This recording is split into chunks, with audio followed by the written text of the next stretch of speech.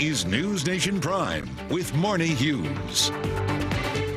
And good evening to you. I'm Marnie Hughes. It is primary night in 5 states, the busiest to date, and the polls are just closing, and we're going to be bringing you results throughout the night as they happen. But first, we begin tonight with a story and some images you're not going to see anywhere else. Migrants being loaded onto charter planes paid for by the U.S. government. And we have learned their destinations are all over the country.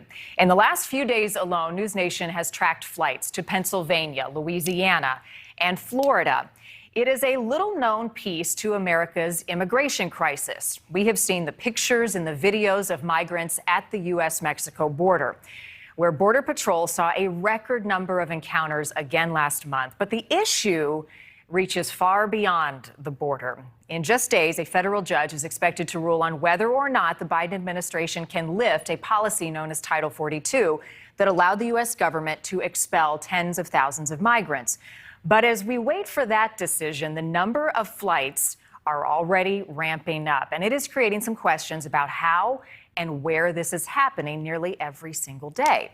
Senior national correspondent Brian Entin is joining us live tonight in El Paso, Texas. And Brian, you have been watching these planes for days now, filled with migrants heading all across the country. Yeah, we have, Marnie. At border airports like this one, El Paso International, you've got the passenger terminal all the way over on the other side of the airport. But where we are, there are jets taking off and landing all day long, transporting migrants all over America. Just show up to the U.S.-Mexico border and you'll see the influx of migrants. In El Paso on Sunday, Border Patrol says they encountered 1,200 migrants in just one day. Every day, 3, 4 buses of illegal immigrants or more show up in El Paso, Texas. But there's something happening that's not so out in the open and easy to see. April 21st, 2022. They're still doing it. A source sent me these videos of migrants from the border loaded onto charter flights at El Paso Airport and flown to various cities around the country. We wanted to see it for ourselves, so we flew to El Paso and got a hotel next to the airport where I started tracking the charter flights. But tracking them was almost impossible because many would just disappear from the tracking websites.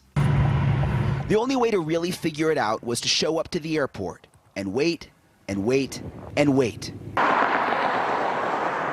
And then Monday morning at about 7 a.m., we spotted the charter planes. So the area at El Paso Airport where these planes park, it's hard to see what's going on because they put these screens up on the fences. It's interesting. It's really the only part of the airport where they've got these screens so you can't see through.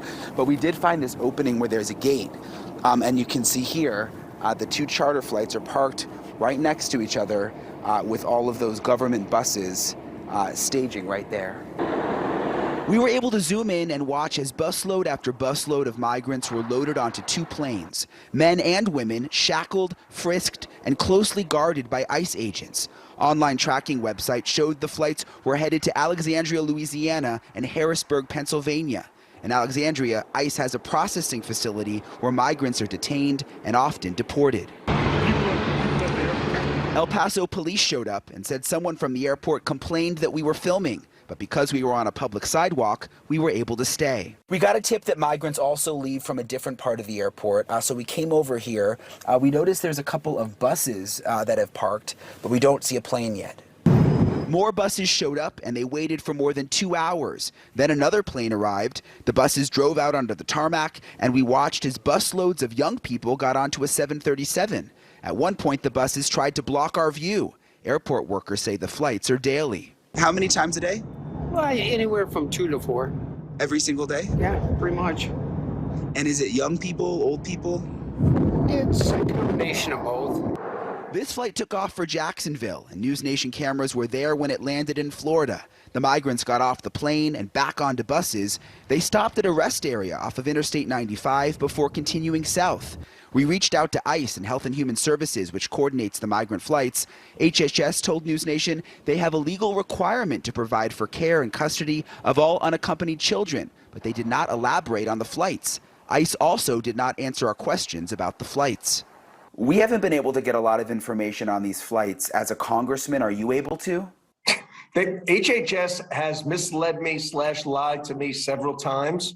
I've asked. They actually told me at one time, any flights coming into Pennsylvania, we will notify you. We will notify the local schools.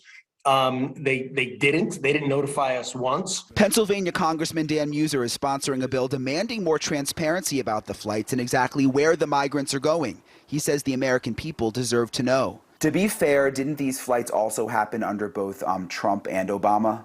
Not to my knowledge, not in this sort of manner. But the fact is, the migrant flights are not new. While the number of flights may be on the rise because of the surge at the border, the flights themselves have been used with prior administrations. The federal government pays charter airlines to move the migrants. Some with criminal backgrounds go to detention facilities. Unaccompanied minors go to shelters throughout the U.S. This is not new. This is a part of everyday procedures. I mean, there's nothing mysterious or nefarious about it.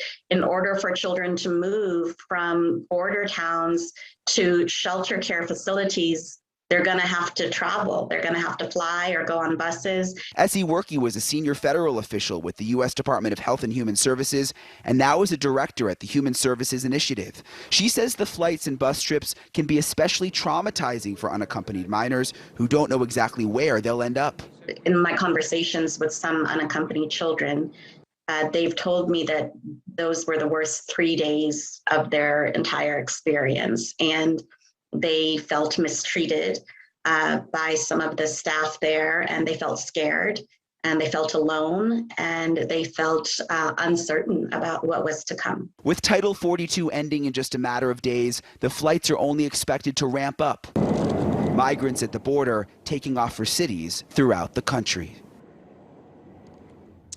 So it is happening day in and day out. Yesterday we saw the 737s. Today we were out here and there was a big 767 with about 7 buses of migrants that loaded onto that plane. I've been trying to track that one for the last couple of hours, but that's one of the flights where the destination is secret and we're not able to figure out where it's going. Marnie? So 2 to 4 flights a day on average. All of these flights pretty hard to track. We sort of saw the efforts that you all are going to try to track them down. Do we have any idea, Brian, some of the other locations in the U.S. where they are ending up?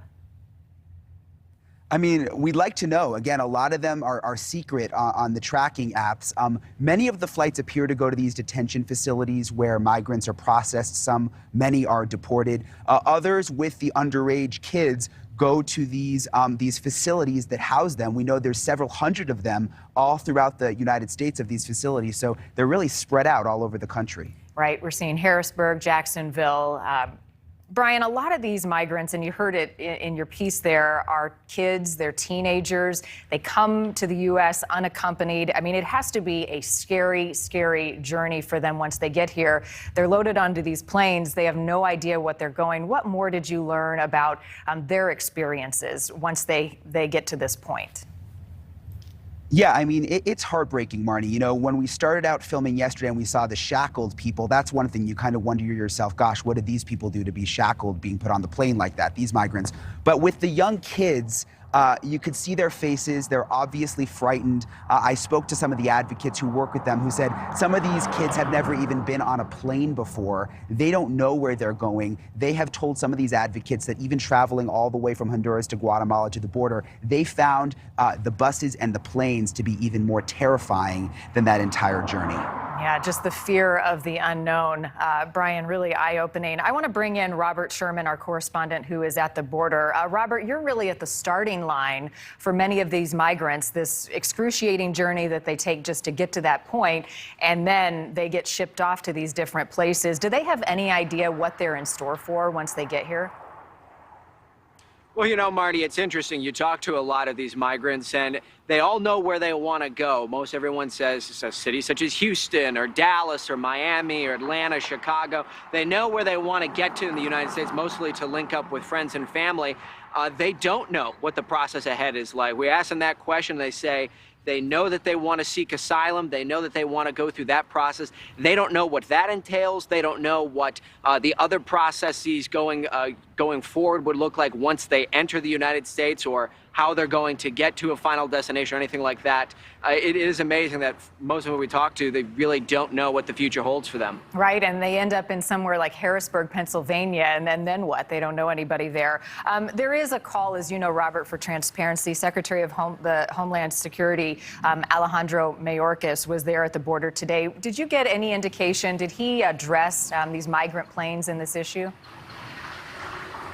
No, he did not. We tried to get that question into the secretary today, but we're unable to. For the most part, he focused on the fact that they're trying to increase personnel and they're trying to work with other countries to stop more people from coming into the United States, give them more reason to stay in Central and South America, but no clarification today on this specific aspect of the story. Right, and what happens if 42 lifts and we've got this surge? Brian, if these flights are not new, they're not illegal, there's nothing nefarious going on with them, it's not really a secret that they're happening, then why would they be asking you to leave? Why would they cordon off that area of the airport so that you and others can't see what's happening?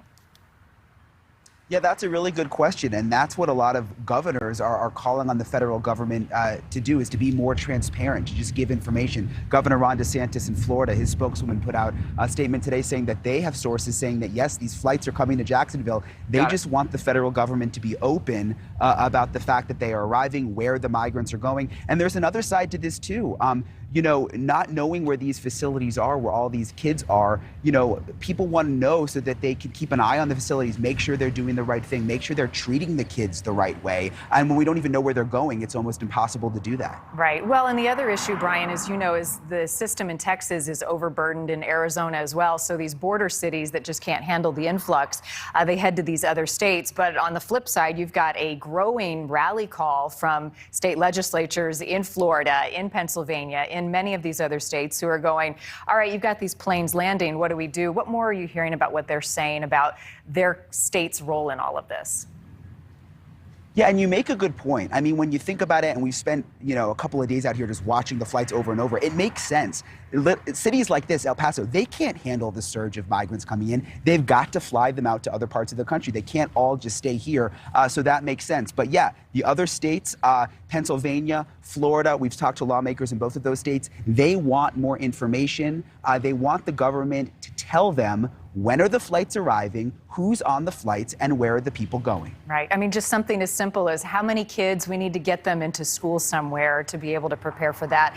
Brian, I know you're on it. We'll continue to follow it closely.